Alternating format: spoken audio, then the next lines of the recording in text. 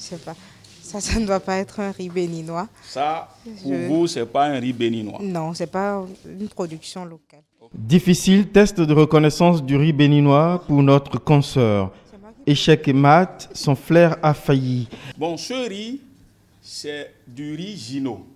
Elle s'est trompée de plat. Pour elle, seul ce qui vient d'Asie est propre.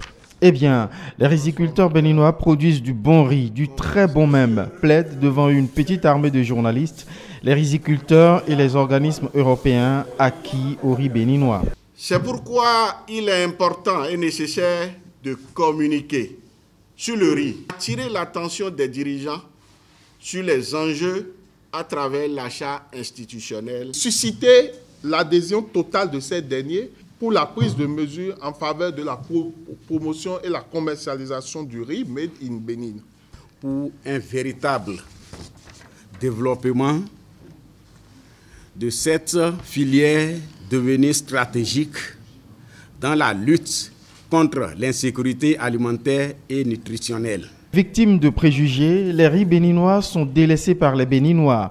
En cause, les défauts des premières productions artisanales, pourtant remplacées depuis plusieurs saisons déjà par des riz de bonne facture, capables de soutenir la concurrence asiatique. Parole de spécialistes.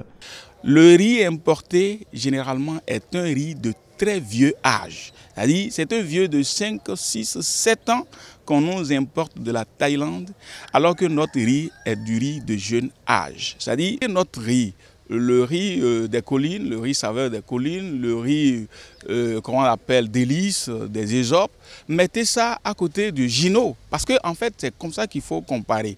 C'est des riz de même qualité pratiquement, mais quand vous prenez Gino, il coûte au moins 800 francs le kilogramme, pendant que le riz délice est à 500.